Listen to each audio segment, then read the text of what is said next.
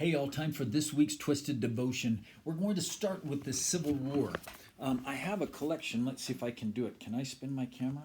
I can't spin my camera. I'll have to spin my camera this way.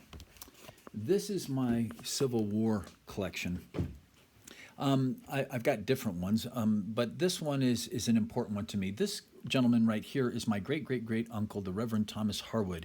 He fought in the Civil War, and he also was a chaplain in the Civil War and ultimately ended up becoming a member of the Christian Commission. The Christian Commission is really important to me, but we'll do that at some other time. What I want to show you is this right here.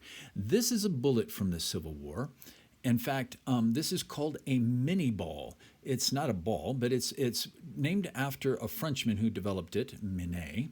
And you'll notice it has 3 grooves in it, which would have been filled with grease. It's bullet-shaped. Prior to this, bullets were just round balls that were shot out of smoothbore muskets.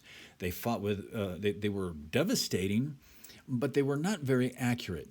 With the development of this bullet, warfare was advanced honestly beyond medicine, because these grooves would cause the bullet to spin in a rifled bore, and that spinning allowed it to move with such accuracy, and it allowed the center of gravity, the center of mass of the bullet is at the back end, but the bullet would still fly this way, which is reversed to normal physics, which means it would fly very straight until it impacted an object, at which point it would flip, depositing all of its kinetic energy in the target, with devastating results, to the point that many in the war believed that these bullets exploded, that somehow they were shooting explosives.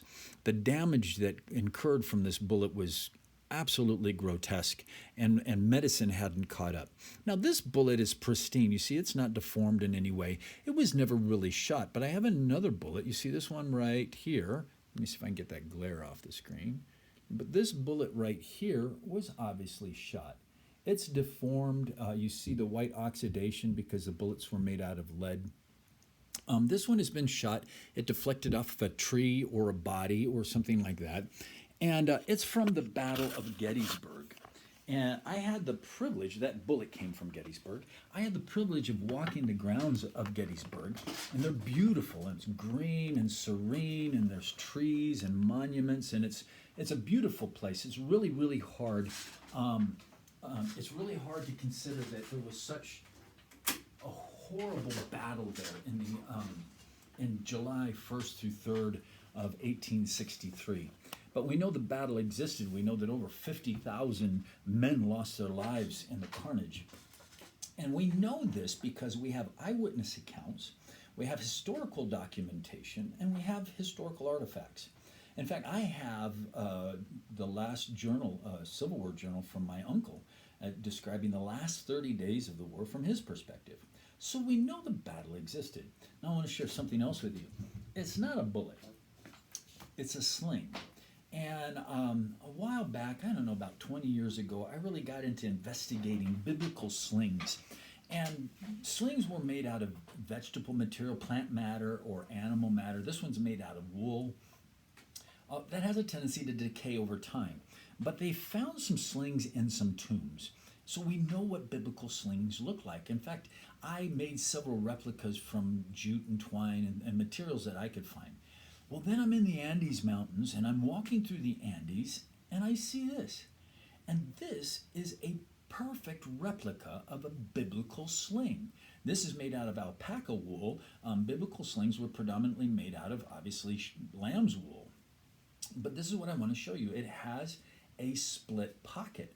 And that's important because a lot of times when we think about slinging in biblical times, we think about slingshots and throwing something like this big, like a marble or a stele or a small stone. But this split pocket was meant to receive this type of a bullet. This is a biblical sling stone.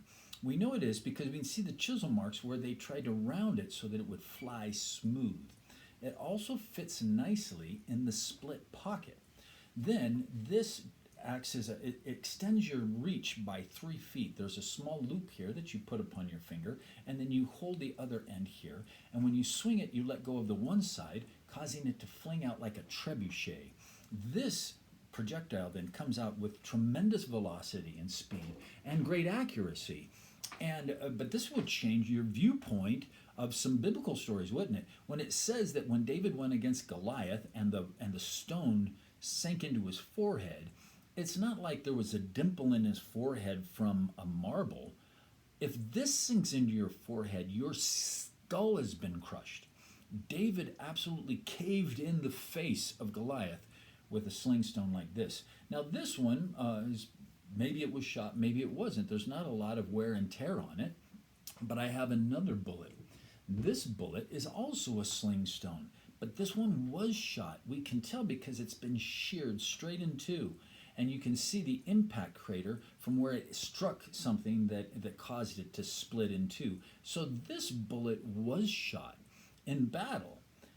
And we know where it came from. I know who picked it up, and it came from Tel Al Hamim. And Tel Al Hamim, first of all, let me tell you what a tell is. A tell is like a hill.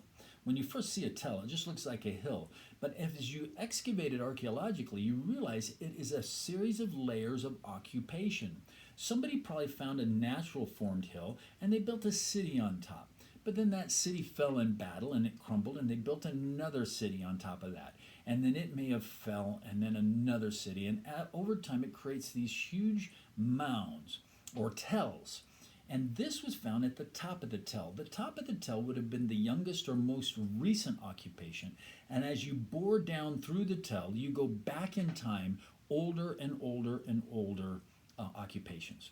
This was found at the surface, at the top. It was laying upon the ground, which means this was a bullet fired in the last battle of Tel Al Hamim. Well, so what?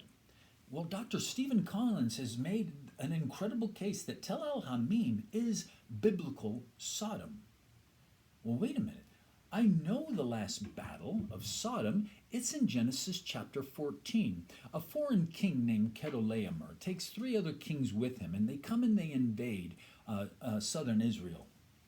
And when they come to invade, they take on Admah and Zeboim and Zoar and Sodom and Gomorrah. So four kings come and they invade against five kings. Now the four kings were stronger, and they defeat the five kings out in what's called the Valley of Salt, or of Siddim. And since they defeat them, then they go and they raid the cities, and they take all their stuff, including Lot, which is Abraham's nephew. So a refugee escapes the battle, and he goes to tell Abraham. He says, your nephew has been taken by Chedorlaomer. So Abraham takes 318 of his choicest men, and he goes after, divides them into three parties, and attacks them at night, and he whoops the five kings. And he rescues all the people of Sodom and Gomorrah. And then following the battle, there's an interesting case where Abraham and the king of Sodom meet with a man named Melchizedek.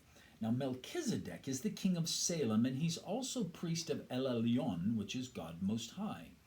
And so what's interesting is Melchizedek, his name means Melech, king, Sadi, of righteousness, and he's also king of Salem, or Shalom, which is king of peace. Salem will become Jerusalem under the reign of David. So he is king of righteousness, king of peace, and he's high priest of God Most High.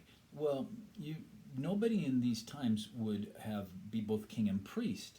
And it says in the New Testament that he was without beginning or end of days, and so many believe this was a pre-incarnation of Christ. Or at a minimum, it was a type of Christ, for it says that Jesus will be a priest forever according to the order of Melchizedek. Amazing, extremely theologically significant event that happens in Genesis 14. And I have a bullet from the battle of Genesis 14. You see, so what? Well, how do you know something's true?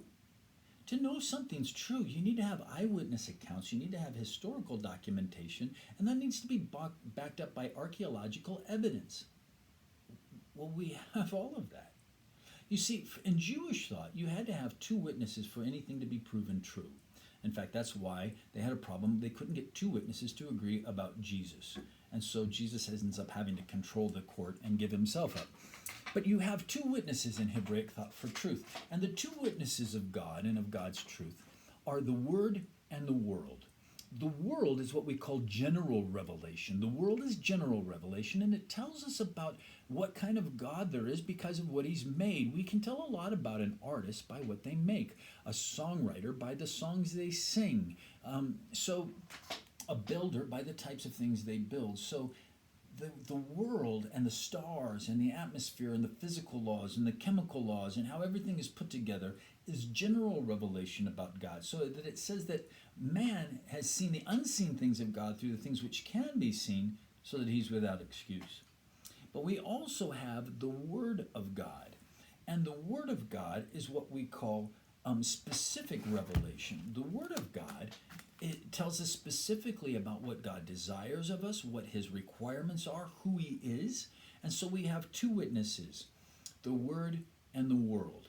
And the Word represents the eyewitness historical accounts. And later on, I'm going to be doing some other stuff to show you that the Bible you have in your hands is the Bible that was originally written. There is a veracity to Scripture. We'll go into that later. But today what I wanted you to know is, how do we know something's true? We need two witnesses, an eyewitness historical account, and we need archaeological artifacts. And my office and the office next to mine, in the school hallways, in the library, I have filled with obscura and curiosities and artifacts from all over the world in all different times and places, because they all scream to the existence of God and the truth of his word. And I want you to know that we are swimming in evidence, such that the Bible is true when it says it is the fool who says in his heart there is no God. Because we have all we need in witness and testimony to prove that our beliefs are founded in fact. Well, I hope you guys have a wonderful week. That's the Twisted Devotion for this week, and we'll be seeing you soon. Bye.